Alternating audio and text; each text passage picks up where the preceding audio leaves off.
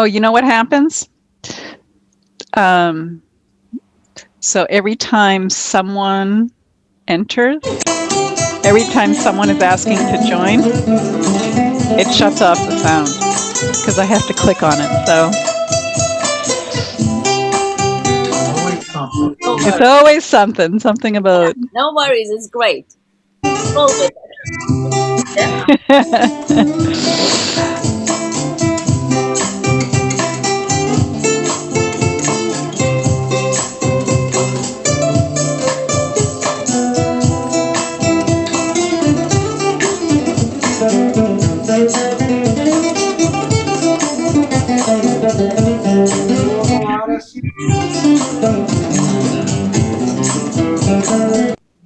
Oh, I'm just checking. It's going to happen.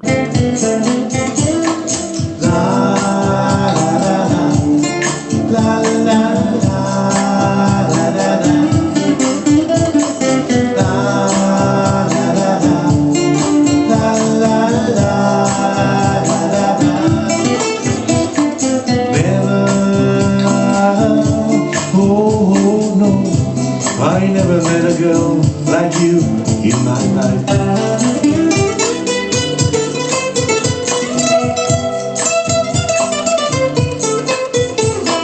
Never, oh yes, I never met a girl like you in my life.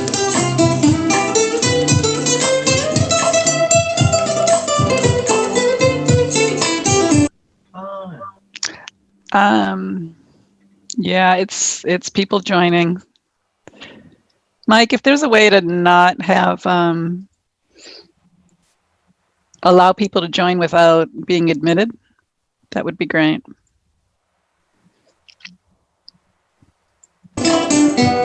The way you hold me in the night, the way you make things go so right. Whenever you're in my arms, I'm feeling eager all your charms. Suavecito, linda, suavecito, the way I feel inside for you. Suavecito, linda, suavecito.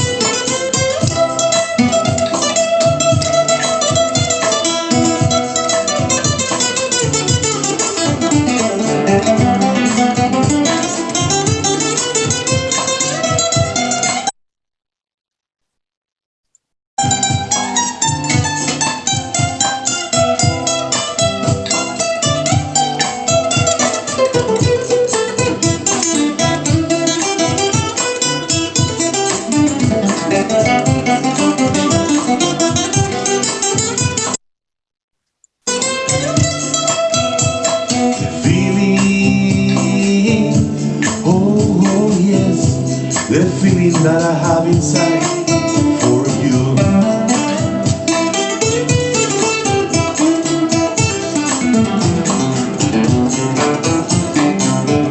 'Cause ever since the day I fell for you, I knew you were my dream come true. I knew that I found that day. I wanna make you mine in every way. Suavecito, linda, suavecito. Now we have this kind of love.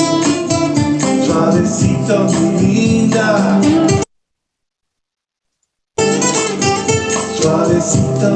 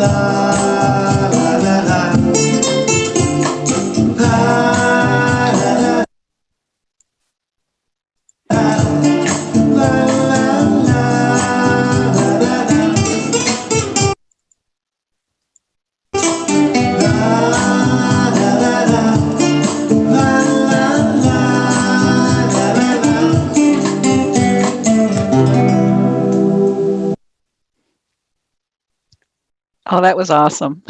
It makes me want to go to a just a club and just listen to music. It's fantastic. I think we don't want to see this. Okay. I think we have about 33 guests right now. Can you all hear me okay?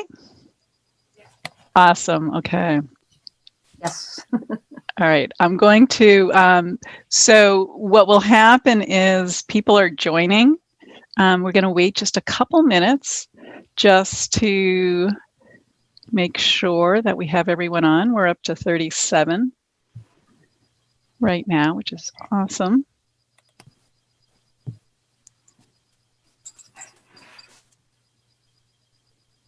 Okay. All right. Let's get started. All right. Well, good evening, everyone. We'd like to welcome you to Imago Foundation for the Arts' first virtual gallery event. Thank you all for joining. We have a great evening planned. My name is Yolanda Mazzoni. I will be joined by Rena Naik and Anne-Marie Rossi. We are Imago member artists and will be your hosts this evening. As you may know, Imago Gallery was formed in 2003 as a gallery run by artists for artists to exhibit their artwork. From the beginning, we saw Imago as a place that artists and those interested in the arts could come together to learn, share ideas and talents, and think cooperatively about issues important to the world we live in. Today, as Imago Foundation for the Arts, we remain passionately committed to our goal of making the arts a visible and active part of our communities through visual art programs, such as literary events, artist-related initiatives, visual arts programs. As an important part of this is this year's community show, Out with the Old and In with the New, which is open from now till January 23rd.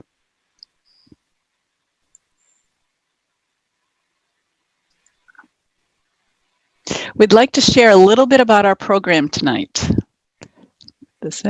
You were just listening to Julio Amaro as everyone was joining the call. Thank you for sharing your music with us, Julio. It was just wonderful.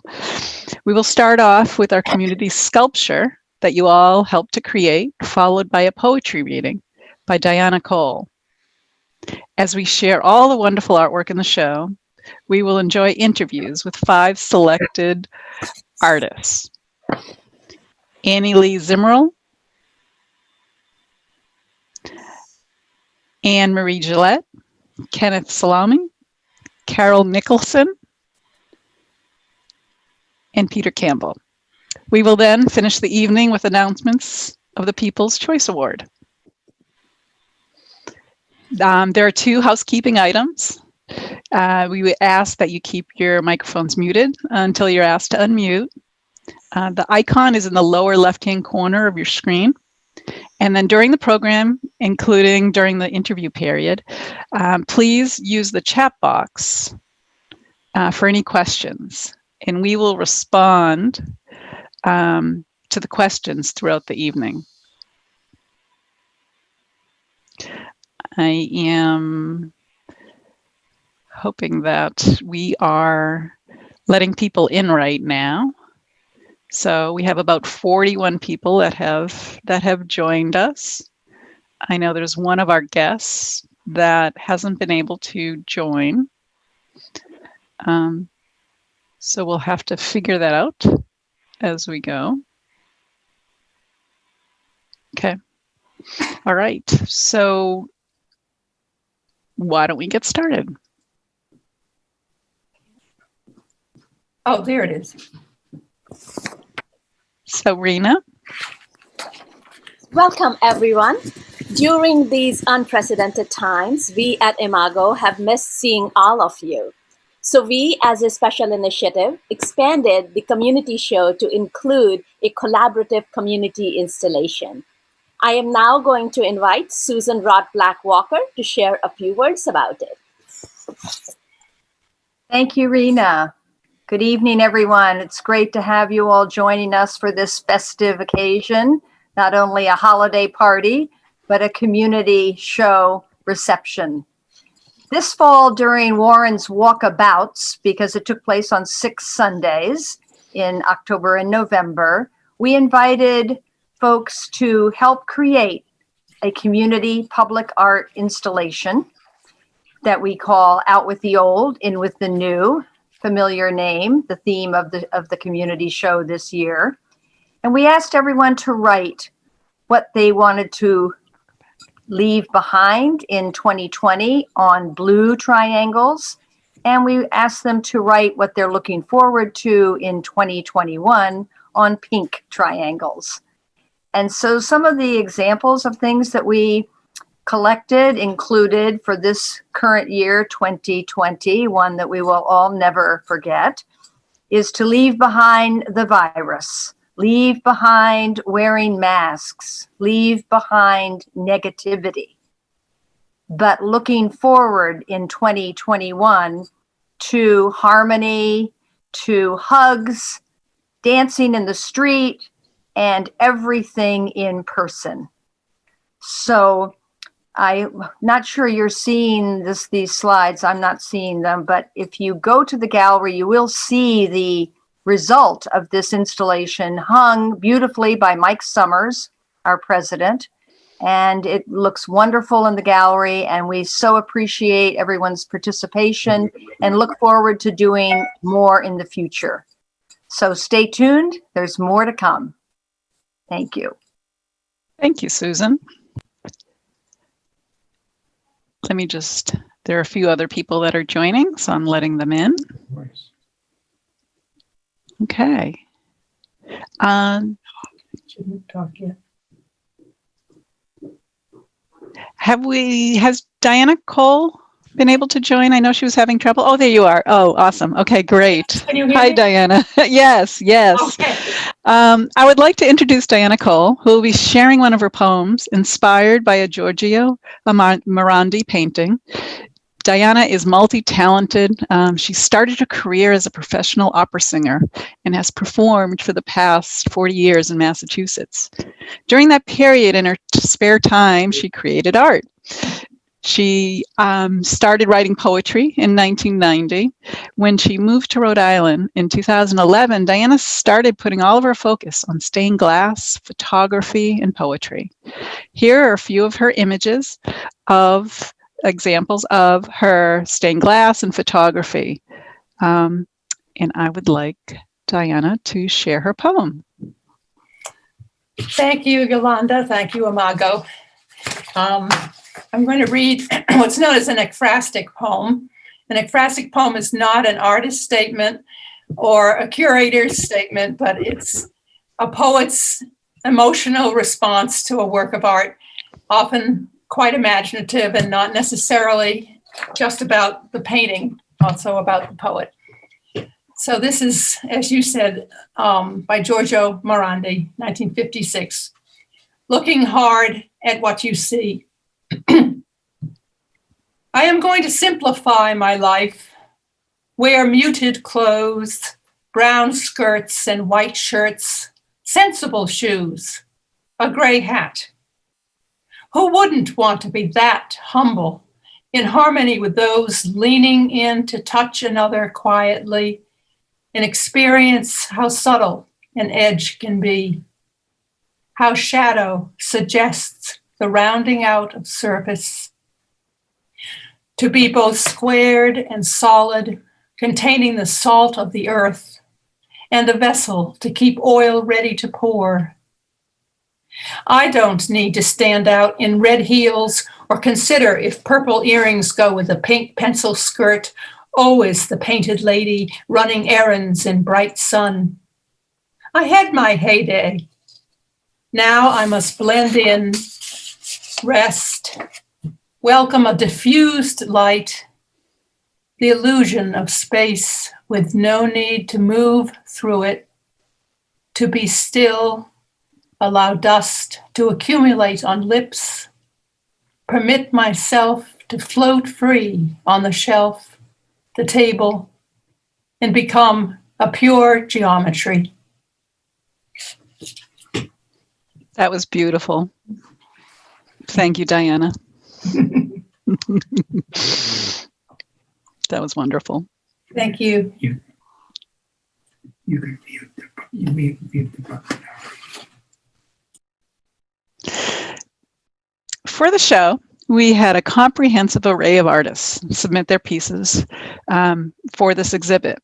They ranged from new artists to seasoned artists. To virtually share the artwork today, we have grouped the pieces into categories. So you'll see realists, pop realists, landscapes, mixed media, abstract, still life, photography, assemblage, and sculpture. We'll start off with the realists. Here you'll see pieces from Jessica Allen on the left and Eileen Mayhew, who is a member artist at Imago, on the right.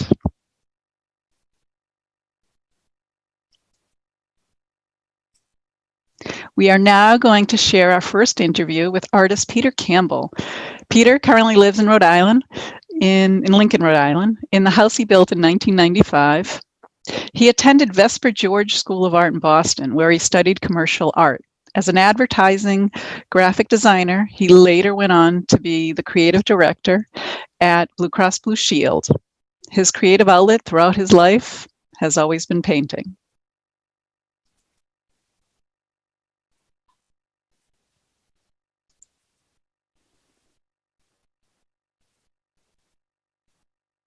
All right. Well, welcome, Peter, and thank you for joining us. We have a few questions for you. My pleasure. In fact, I've had work in the gallery over the years, and I've always enjoyed the association with the gallery. That's wonderful. I'm glad you've been a part of it. Yeah. Yeah. We love your piece. It's really interesting. And we have a few questions for you. So starting off, so tell us a little bit about the relationship of the main figure and Icarus, who had lost his wings. Okay. The idea for the painting, of course, came out of the COVID virus that's just ravaging the United States and the world, actually. And I think it was back in April of this year, I was watching a news show on the virus, and it had just started to really rev up. And one of the stories on the news was about, it showed a number of young people who were in, the bars and in the, these different, going to concerts and stuff. And there was a lot of criticism back then about them not taking this seriously. And the image that, when I was watching it, the image that popped into my head was the story of Icarus. And and the story of Icarus, of course, is about this. It's a Greek mythology, and it's this young man, Icarus. He and his father had lived in Crete, the island of Crete, as the story goes.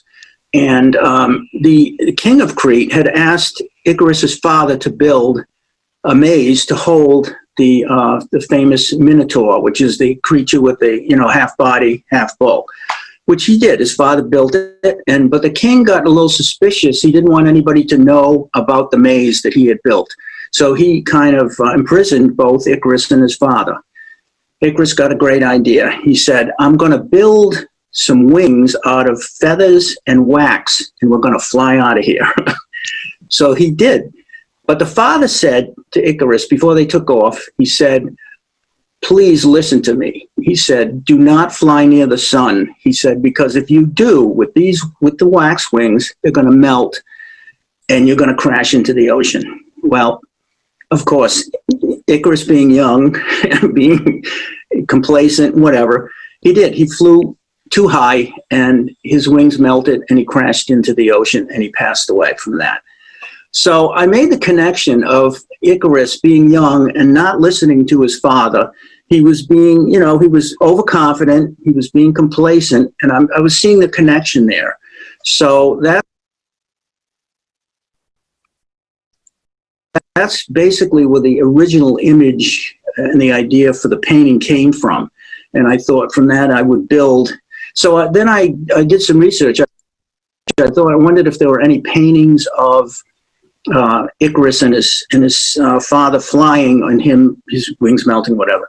And sure enough, back in the Renaissance period, there was a number of paintings. And there was one artist by the name of Jacob Goyes who had done a painting, which is, I duplicated part of it in my painting of the Icarus situation, or the calamity that followed. And I found out that had public domain, so there was no problem there with using the image. And from that, I built on it. It's like, what other images can I use to play off of this theme? And I was able to come up with some visuals of people in masks, of course, and also, people.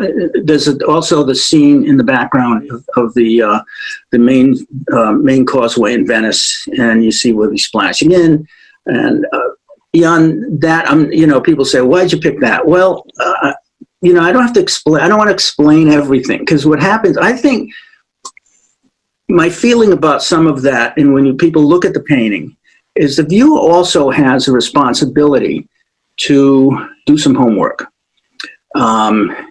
If I give too much, then I'm taking away your ability to be able to read into the painting and give me some feedback. I've had paintings in the past where people have told me things about a particular piece that I didn't even realize was in the painting that I had done.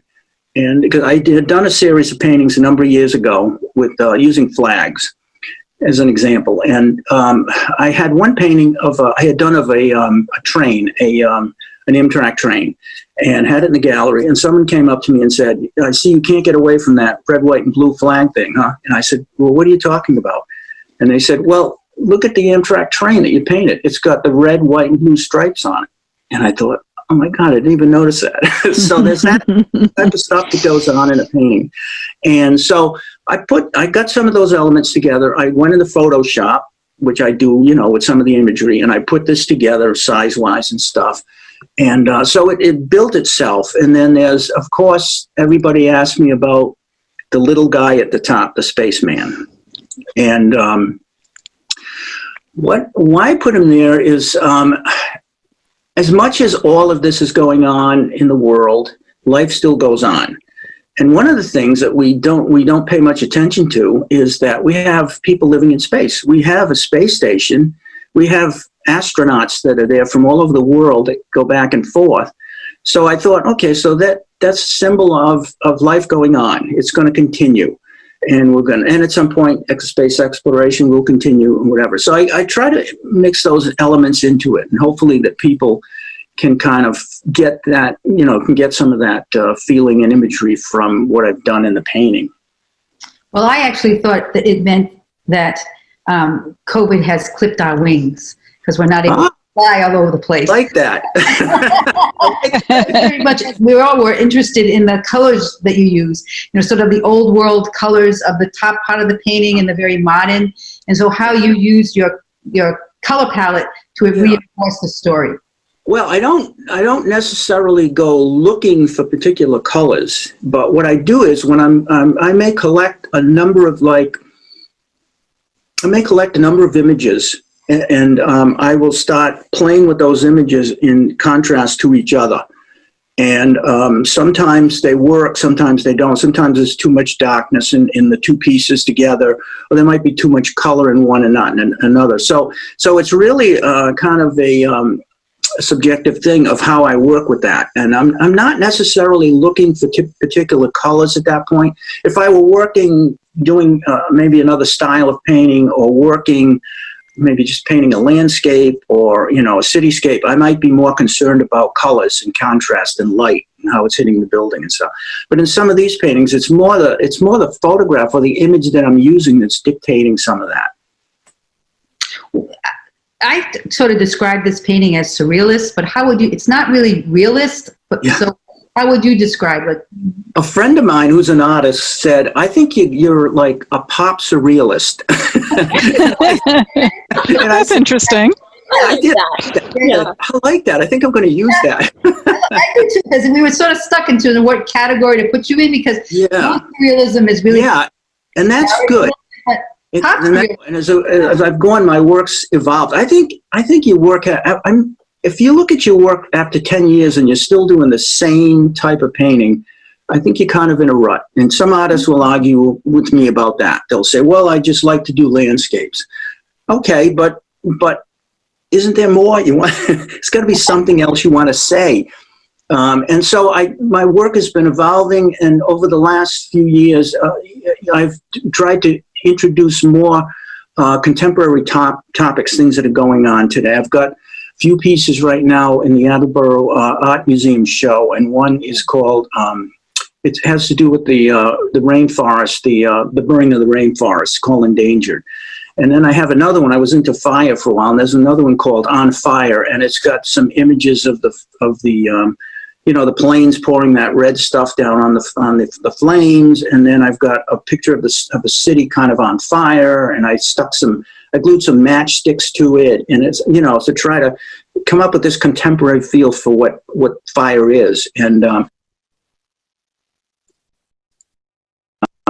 so I've been trying to push the work a little more into that, even to more of the contemporary. I have two artists that really have had a big effect on my work over the last 2 years. Was Malcolm Morley, who recently passed away. He was in his 80s, and he was basically kind of the father of superrealism. And he started that whole movement years ago. And then his work evolved, but he got very creative. He had a lot of fun over the years with his work. He used history in his paintings, which a lot of painters stay away from. So he influenced me a lot. And another guy on the West Coast is Ed Ruscha, who's a West Coast artist today, very popular, and into the urban Western landscape of the Los Angeles area, and very contemporary work. So I try to push the work in that direction, and I feel comfortable with it. I mean, Great, thank you. It's a very eclectic style. Yeah, no, it's great. We love it. Yeah. Yeah, it's great to see you explore and evolve over time. Well, I think I love to talk about it, and it's nice to be able to to be able to share this. Yeah. All right. I appreciate it very much. All right. Thank you. Thank you so much. Thank you, Peter. That was nice. Right. Well, welcome, Peter. Redo. We're going to move into landscapes. We have two here from Jill Law in acrylic and Virginia Morse's piece in oil. Here you will see Janine Bestoso's watercolors of seascapes and sailing vessels.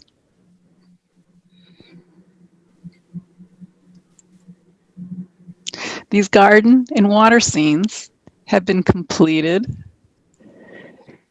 in acrylic and also in oil by Barbara Swanson, Sally Barker, and Lindsay Mack.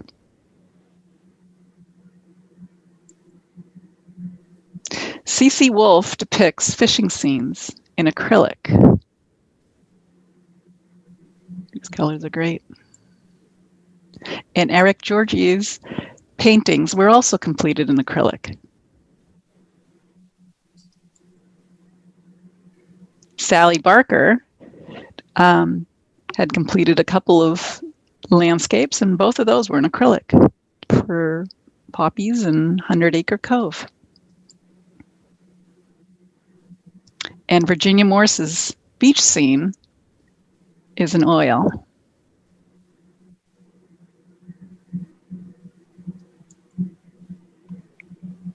Our next interview is with Anne Marie Gillette, who lives in Seekonk on 12 acres of wildlife and trees. Anne Marie was a former art teacher in the public schools, then returned to work to the Wheeler School after raising her family. She's been retired for 6 years and is now focused on her art. Welcome. Hi. Anne Marie. Hello. Hello, Anne Marie. Hi. Can you hear me? I can hear you. Oh, good.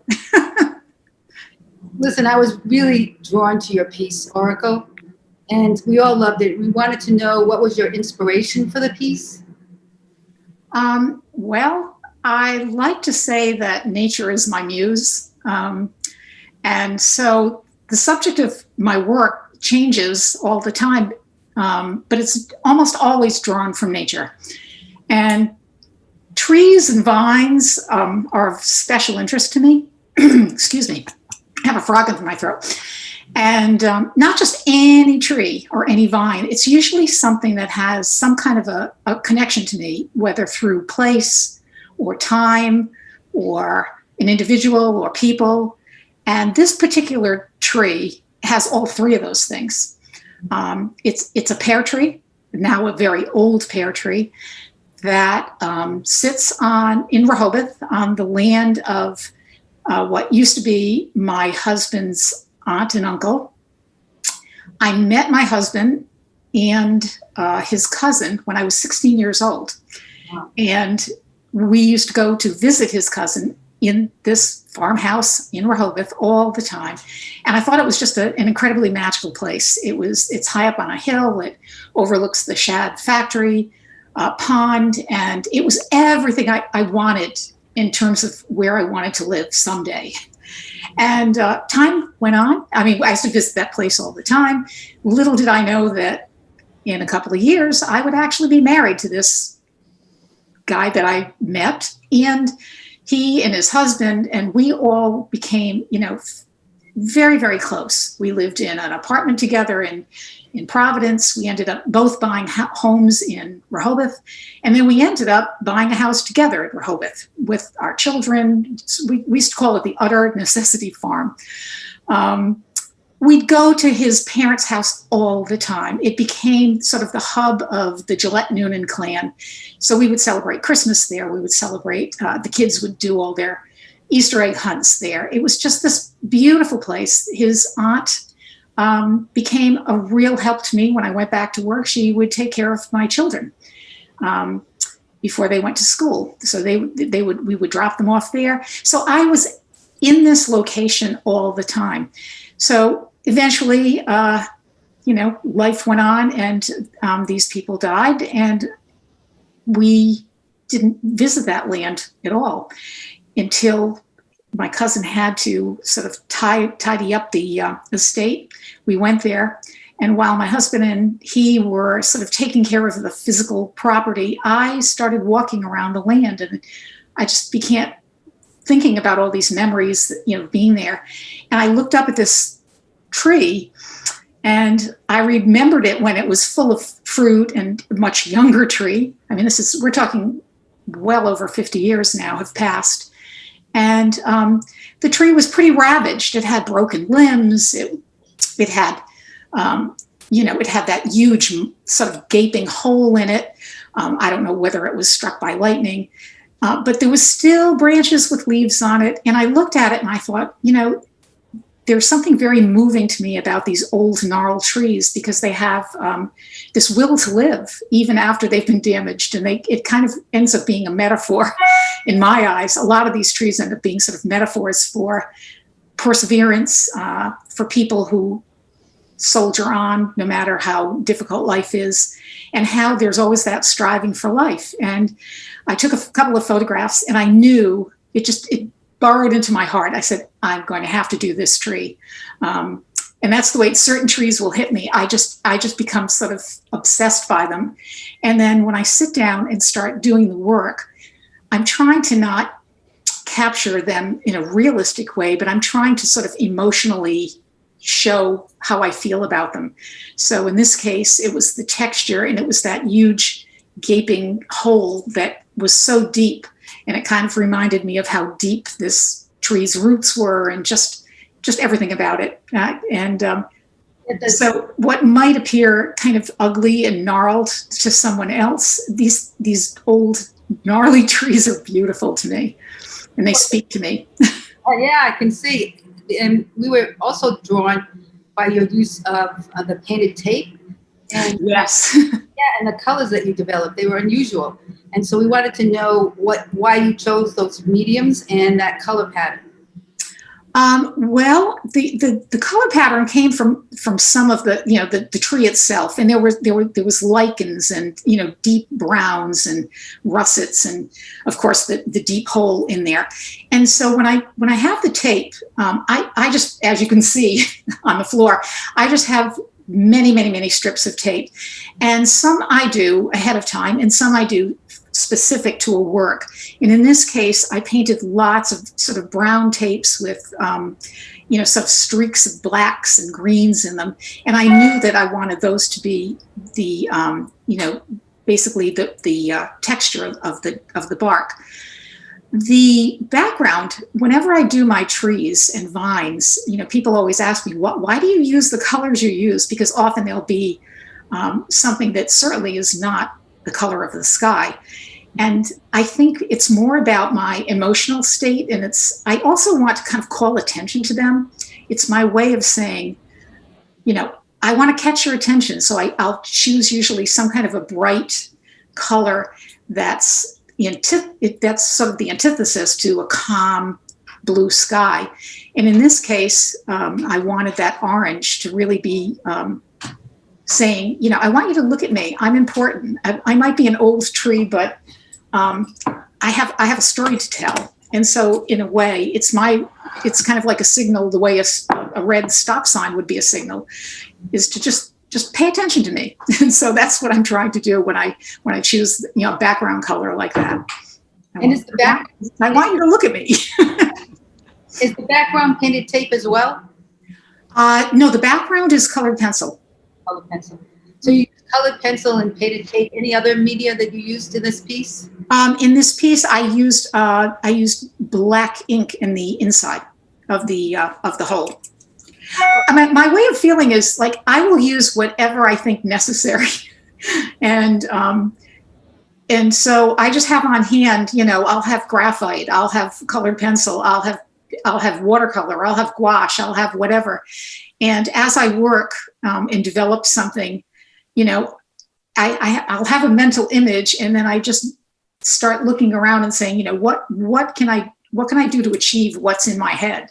And so colored pencil in this tape has been something that I've been using for quite a few of my subjects recently. Well, that's fascinating. Thank you very much for joining us tonight. Oh, you're welcome. It's my pleasure. Thank you both. That's great. Our next piece, where we start mixed media, Peter Campbell's piece combines acrylic, paint, and attachments, while John Sedelli and Mark Worley pieces are mixed media. A little bit of a reflection, but you can see them.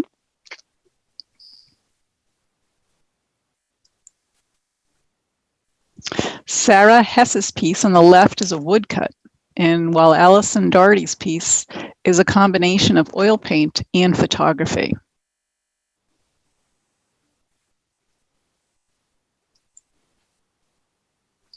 Now, as artists, we sometimes come across a piece that inspires us to play and explore. This piece did it for me, so I had to say a little bit about it. It's called Layered Collaboration, and it was created earlier this year by artists that were between the ages of 1 and 5. This piece is made up of 10 layers, and each layer introduced a new tool or process. It started with paintbrushes and tempera paint. Outlines of pet portraits were taped on and taken off. They used, for printing, they used dinosaur feet, little hands.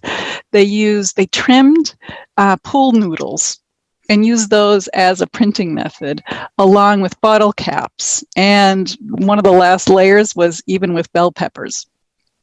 So some of the other things they did was they included fly swatters, branches. They spray painted, they used spray bottles and watercolors. And like each layer involved some additive and some subtractive process, which I found fascinating. I want to play like that. But the quote, "Watch carefully the magic that occurs when you give a person just enough comfort to be themselves." And some of the collage was added on by Erin DeThomas, who is the owner and director of Makers in Rhode Island.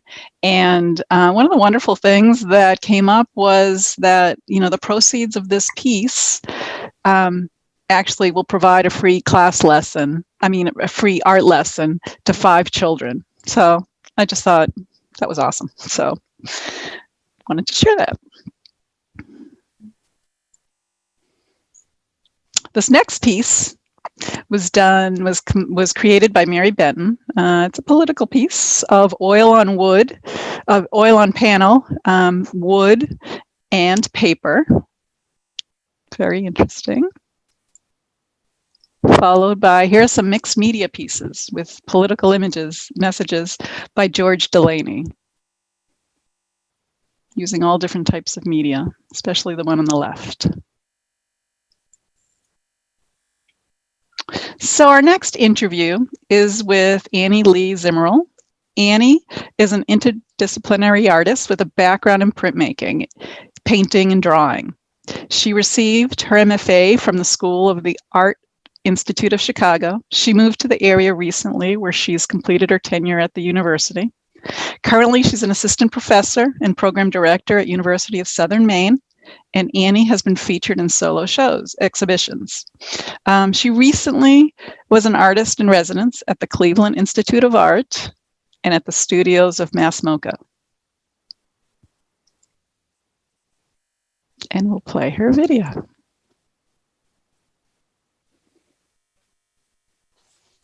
Hi, Annie Lee. How are you tonight? I'm great. Thank you for having me. So we love your piece, and we were curious because it was one of a series of pieces, and we wanted to know what you learned from doing this particular series. I guess I work in series pretty much all the time. So this is actually one of the series that I'll be working on at the same time as like other series. And only because I realized as a young artist when I was in college, when I was never really satisfied with the one, product or one work that I will produce with an idea. So if I had an idea and I painted something, I can never walk away thinking I had accomplished what I wanted to communicate. So then this whole idea of a series came out because then I can continue to work on the same topic, but really go into the depth. And then sometimes I'll be working on one concept and walk away from it. And maybe a few months later, I'll come back and revisit, and it will develop even more. So it's kind of like ongoing series. So I call this one the Perfect Wife series, which I'm so far from being a perfect wife. But we as a mother or kind of like a wife, I think we kind of go through the whole cycle of how we consider as an identity crisis, I guess. So for me, being an artist, I couldn't just be a full-time artist or full-time even a mother or wife. I have to always, it's almost like a slicing a pie, always coming to a stage where I felt like I needed to make time to do certain things at a time. So all my, this Perfect Wife series is kind of like going back to the idea of how I changed as an artist because I became the wife. If that makes sense. Yes. Yes. So the piece that you see there, can I talk about that too, or is it another question? I don't know. So in that piece, I don't know if you can kind of see, but it's obviously a lady in a traditional Korean kind of a garment, and washing clothes. Right? So that kind of gives you kind of like the background picture of me being Korean American. So I have the value that I carry on as a Korean person, and the things that I guess I learned from my mother and grandmother, right? So even though I grew up here, there are things that it just gets embedded in your soul and body that you really can't help. So being perfect, you have to do everything perfect in terms of being the wife is so embedded. Again, far from being perfect, but those are so embedded in me that it just comes natural. So I kind of kept that in mind. And then obviously when you also see it, the idea of kind of detaching the figure from from the, I guess, little laundry, I don't know, like a little basket on the bottom, right? Yeah. So that kind of a labor intensive idea on top of being the wife, because a lot of people think that it could be just a title having a wife, but there are a lot of physical labor that comes with it that we as a woman take on as a role in the household. And I don't think it's any different from me to you or anyone else, right? So, yeah. That's so interesting. Thank you. So you said you changed, this is not one of the questions you had here, but you said through this series, it shows we don't see the other pieces, but how you changed as an artist throughout this series. So can you describe how that happened for you? So this is another one, and it's very different, but yet there are a lot of similar ideas that's going in here. So when I was developing that, this also came into mind. So you kind of get an idea how I develop my ideas as an artist. So if that whole idea of a labor and intensive, like the laundry image that was on there, and then as I'm developing, I'm constantly still digging through more because I know there are more that I can, get it out. Mm-hmm. So this image came afterwards. And this obviously is not typically, like, I don't want people to look at a figure and go, oh, that must be Annie Lee Zimmerly. No, it's just a woman, a right. female or a mother or wife, you know what I mean? So there's a somewhat unknown, but yet we can all say that it could be a female figures, doing some kind of a work with pigs, but very like a mechanical repetition, right? So when you look at it, those are the gloves that we wear when we're doing hand washing dishes, right? And obviously a typical, like a uniform or a clothes that maybe a chef may wear behind the kitchen, and I have hot pink, neon-y pink, cute, but yet probably dead or whatnot, like all lined up. So I kind of wanted to portray that factory effect of look where a lot of times like we do certain things, but it's so repetitive and daily that it's almost like, yeah, we're on a factory line. We're doing everything every day, all the time, right? And I realized even as a wife or a mother, sometimes these repetition is obviously physically draining, but yet very soothing, which is so weird. So I sometimes find when I'm so stressed with all the work, right, just washing dishes at night kind of calms me down, right? So kind of juxtaposing the idea of physical labor yet mentally healing kind of played along when I did this. Can you, Annie, describe the printmaking process that you used for this piece? Mm-hmm. So the process that I used in the Perfect series is all screen printed. I was trained at first as a painter and drawer. That's where I have my bachelor's degree. And what I loved about printmaking was obviously having multiple of things that you create rather than just having one. But within screen printing, like I love how vibrant colors I can get. That I couldn't get from etching or woodcut, right? So that was one of the medium that I was drawn to as a printmaker at first. And I still love screen printing only because I can layer just literally a lot of colors and still can get that vibrant look to my print. So I have screen printing and I believe with this particular print, I also used monoprint, only because I wanted to create the organicness of laundry or the fabric rather than the flat look of screen printing that's like just in layers, right? So I am somewhat contrasting with the figure that looks very kind of a geometric, right? Within the colors and shapes, with more natural organic look with the laundry in her background. But that's has been created with the monotype. Well, we really love your piece. And again, thank you so much for participating in the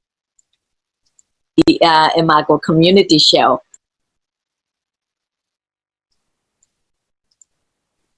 Thank you. That was lovely.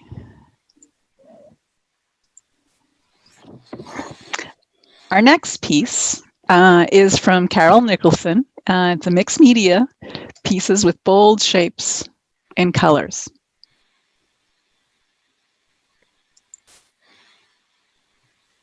Geometric Pieces by Duff Swessinger, and ours acrylic on canvas board. And then Pat Warwick uses mixed media in A Day in the Circus, at the circus.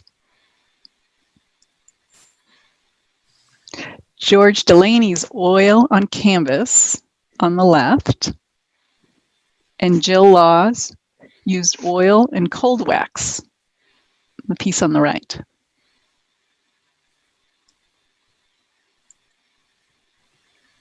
Here's Mark Worley's piece, Portrait of COVID-19 on the left, and Rosemary Manson's piece on the right.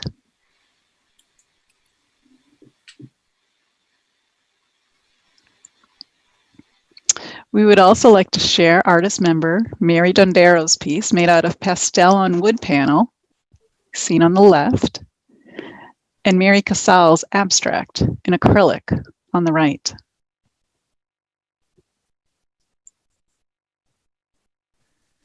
Pat Warwick completed two abstracts. The one on the left is mixed media, and on the one on the right is oil and cold wax.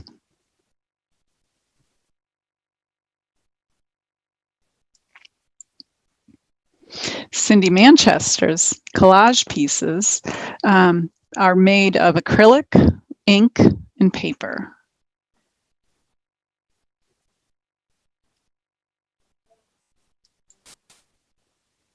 And these are subtle abstract pieces by Doretta Zillion, all in acrylic.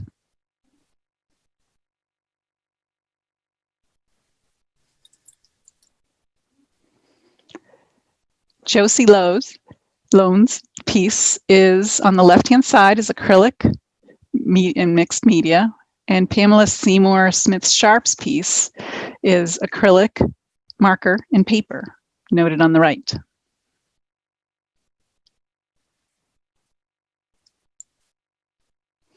Here are a few pieces from Sarah Dawn's Geometric Landscapes, and these are oil on paper.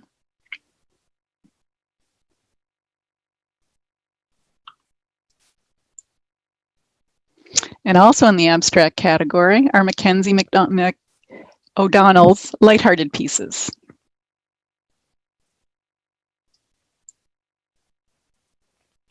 These are from Mary E. Bull Manella's pieces, and these are, the one on the upper left is acrylic, and the one on the bottom right is acrylic and watercolor. Kathy Boyd's acrylic is on the left, called track number 3, and Janet Corbett's digital photo on the right. Lisa Ann completed a series called Spin 1, 2, and 3, all in acrylic.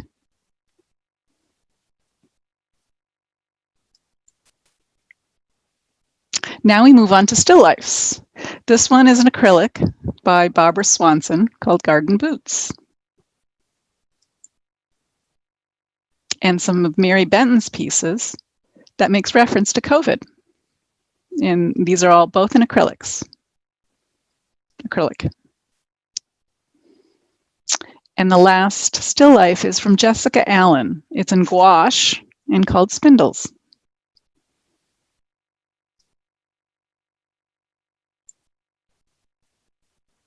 For our last interview, I would like to introduce Kenneth Salome and Carol Nicholson, who live in Attleboro and work out of their home studio. Kenneth spent his career as an engineer focused on industrial programming. He always loved photography and received his first Kodak camera at 7 or 8 years old. When he retired, he started focusing all his energy on photography, especially in the past year. Carol has been in the art world since she retired in 2016, fulfilling her lifetime dream of wanting to be active and comfortable in the arts. Both are active in the Attleboro Museum, amongst other local organizations. Rena? Welcome, Carol and Ken. We are delighted to have you. We would like to ask you a couple of questions. As an artist couple, do you find that your art practices influence each other? If yes, then how?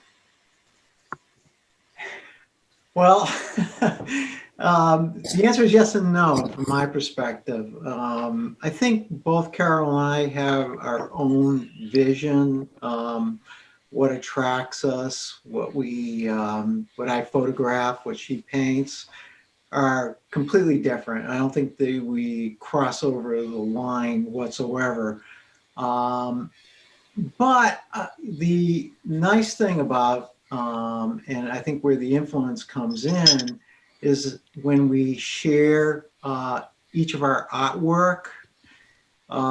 We've actually gotten, I'd say, quite good and comfortable with one another, looking at each other's works, and just being able to give feedback from the perspective of what happens when we look at a particular piece. It doesn't become a judgment, but it's just hey, this is what where my eye goes. This is what I see in the image, and particularly with Carol's abstracts, which of course are very interpretive. I always say with the abstract, when we look at it, when we see it through our eyes and through our experiences, and we try to make some connection with what we're seeing. So there's many, many times when I'm looking at something that Carol has produced, and I see something that she, no idea, didn't see it until I brought it out. So if there is an influence, it is, I would say, in the feedback, and just helping each other out. Yeah, I would agree that that's the case, and also it's really convenient to have someone help you with a critique when you get stuck, who's right in your house, and all they have to do is turn around and give you some feedback. And then you really also respect the person and what they do, so it's very valuable. And I guess the only other way we influence one another is when we're going through a list of all the shows and exhibitions that are out there. It's kind of like I will see something and I'll think, oh, photographs, have you heard about that one? And so I think we kind of remind each other that it's good to keep putting our work out there and bring to mind some things, some opportunities that the other one might have missed. So it really works out good, and we're not at all, there's no competition here. It's just really a very nice situation, and we consider ourselves very lucky. It sounds wonderful to have that partnership, Now I'm going to ask one question to each one of you. So I'm going to start with Carol. Carol, could you tell us a little bit about your work and how you've entered into the abstract world? Sure. Well, most recently, I just launched a new website, and I was working on my first blog for that particular site. And I kind of summed it up as a welcome metamorphosis. And I say that because for years, I've been doing art since high school, and, classes after that. And I went to the Rhode Island School of Design for years in the evening classes, doing, a program there. And I think I was always kind of looking for where I was going to go with this and when I was going to really start to enjoy it. And, I did pastel for many years and found that a very manageable and enjoyable and wonderful way of expressing myself. But it was very representational. And I traveled to Europe and did a lot of workshops here. And I felt like since 2005, I was working mostly in pastel. And a couple of years ago, it really started in 2016 and 17 when I retired, that I started to feel like I wanted to go in another direction. And I've always loved torn paper and fabric, old fabrics, and the texture of things. And so for me, it was starting to experiment with that. And it kind of led to using collage and taking some collage classes, and also using acrylic paints instead of pastel. And now that's basically, I use a lot of different mediums in my mixed media, but typically it's going to be paper, acrylic mediums, and some fabrics. And so I find that I always thought a little abstractly, but now I'm actually really enjoying the process of taking all I've learned over the years with composition value and color and design, and now taking it and making it work for me in that abstract field. And it's really a lot of fun, which is a nice thing, to be doing art and not be too intense about it, but really see what's in your soul and what wants to come out. So my transition to abstract was a metamorphosis, and it was welcome, and it is welcome, and I'm enjoying every minute of it. So that's my story. Sticking to it. No, thank you, Carol. Your pieces are an invitation. We can see the play of media in your pieces. So thank you for sharing that. Now, Ken, on to your piece, as we see on the screen. This piece really is so intriguing and very powerful. And we see that your use of light and composition reinforces the strength of this piece. Could you speak to the idea behind it? Well, I guess first of all, I have to talk a little bit about photography. As a photographer, you're always having to adjust to the situation. It's a bit technical, obviously, with the camera, but it's also just keeping your eyes open and what it is that you're looking at that attracts you. This particular image is probably more photojournalistic than what I typically do. We had some relatives visiting, and they only come about once a year. So my camera was in my hand all the time. And this particular image was taken, it was early August. It was very late in the day. It was about 7:45. And I did actually go back to see what the weather condition was. And it was cloudy, and about a half hour after that, it actually started raining. So the technical issues that I had with it was a very low light situation. And unlike what I usually like to do in photography is go out someplace very quiet by myself, set up my tripod, and spend a lot of time choosing my subject and composing my subject. These girls were running around all afternoon. And this was one of the last images that I took.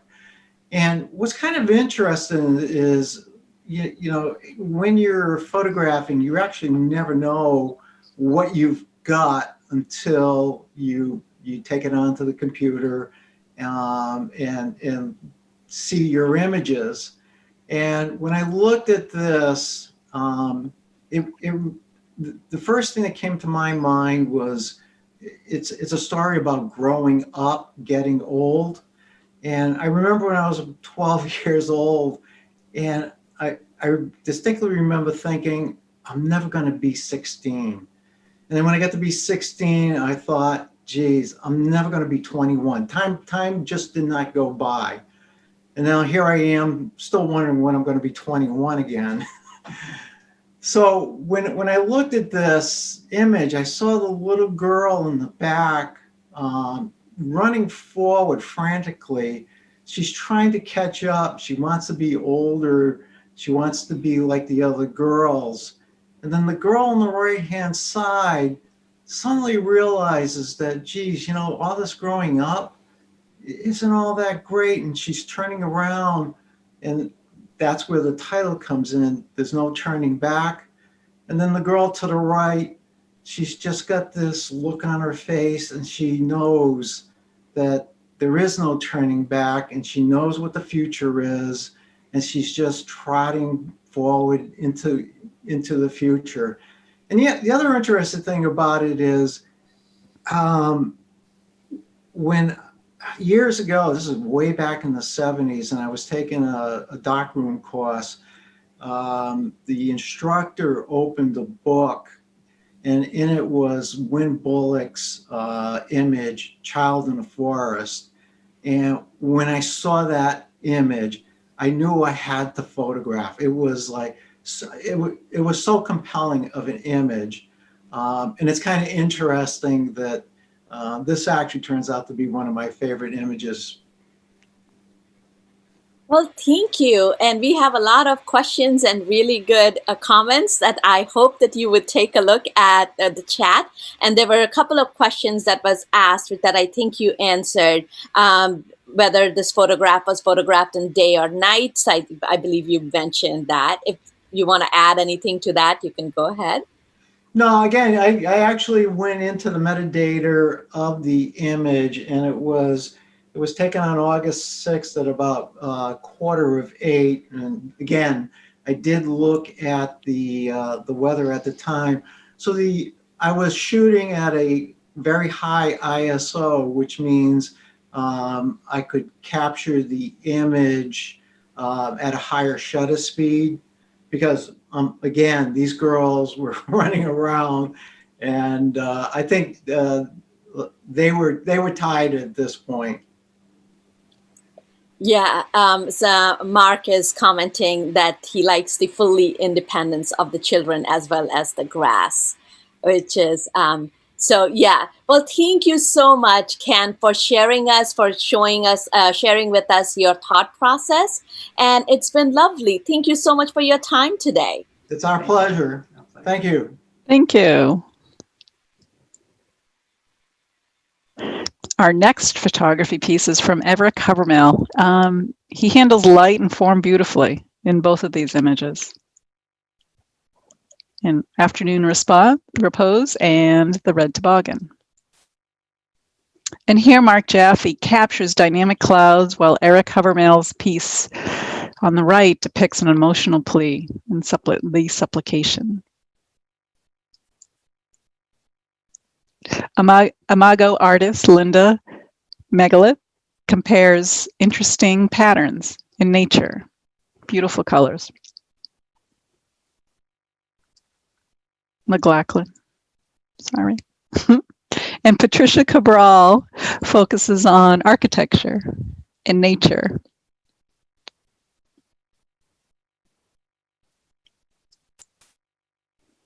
Elena Obelenis uses polymer intaglio to capture the detail in these pieces. Traces of yesterday and counting the promises. And Mark Jaffe uses both black and white and color photography in his submission.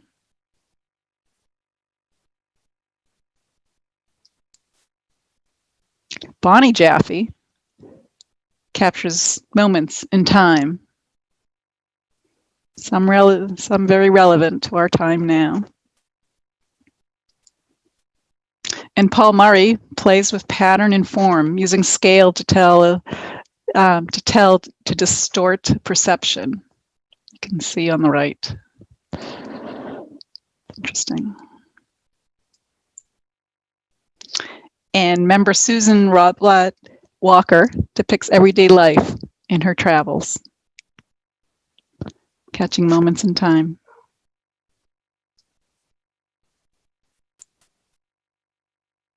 And Kenneth has another image in here. It's called Fall's Last Stand.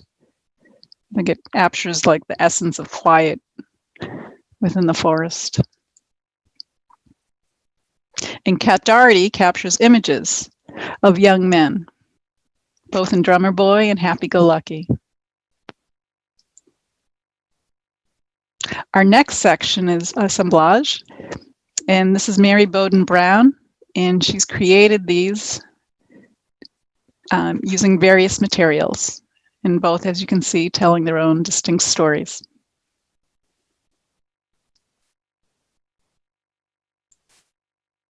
Lynn Clapman uses barnboard and recycled woods to create these assemblages.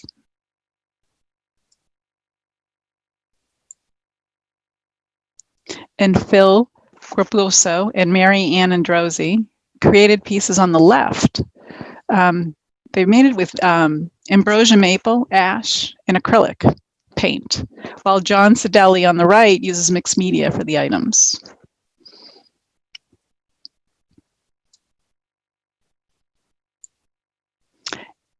And Ed McAlloon, metal sculpture on the left, and Donna St. Amant's piece in sterling silver and 22 karat gold on the right.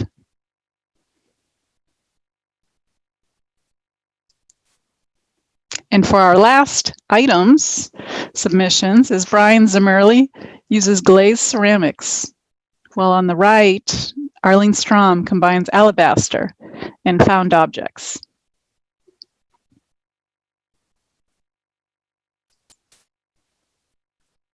So now we're at the People's Choice Award. We wanted to share that the initial selection process was completed by an Imago member jury pool. Each piece was entered into the show was carefully considered. We had a comprehensive array of artists ranging from new to seasoned artists. The top 11 pieces were selected and votes were cast via an online survey by the community for the People's Choice Award. I'm hoping you all had a chance to post your ballot. And the winner will be asked to enter one piece into an upcoming members exhibit at Imago. And the winner is, I want to say drum roll. I wish I had a soundtrack. But the winner is Kenneth Salome. There's no going back. You can all unmute yourself. It's a fantastic piece. We're very happy. Yay! Congratulations. Ken. Excellent. Excellent, Ken. We all wish we had a glass of wine to toast. Some of us do. Well, if you have one, have a little sip. Yes, yeah, it's fantastic.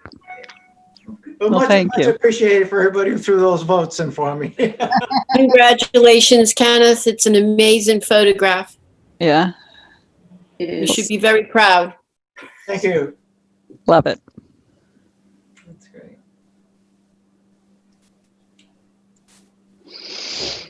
Bravo. Yes, thank you. Well, just as a wrap up and a reminder, Imago is a nonprofit organization, and just to share a little bit about where the funds go in terms of the programs. Right now, the IFA has 8 to 10 exhibits. We have artist talks, poetry readings, book clubs, lectures, musical performances, exhibitions. This year, we were able to provide funds to the COVID Response Fund. And we also subsidize college arts student memberships and special guests, artist installation, such as the 2019 exhibit Migration. And last of all, we have John Avardi Mount Hope High School scholarship as well. So thank you for the donations are wonderful and create us to do these wonderful programs. If you're interested in purchasing any of the artwork tonight, just send an email to imagogallery@gmail.com. And we are on several social media networks. But we thank you for coming. It's been a wonderful evening. We enjoyed having the interviews and all the participants, including Julio and Diana, along with everyone else. Thank you all. Does anyone have any other questions before we part? Well, I just want to say thank you to our hosts. You did a tremendous job tonight, and also for organizing the interviews and having this wonderful slideshow and having the music. It was a great event. So thank you. Thank you all. And we encourage anyone to visit the gallery. Again, it's open on Friday afternoons and Saturday and Sunday from 11 to 3.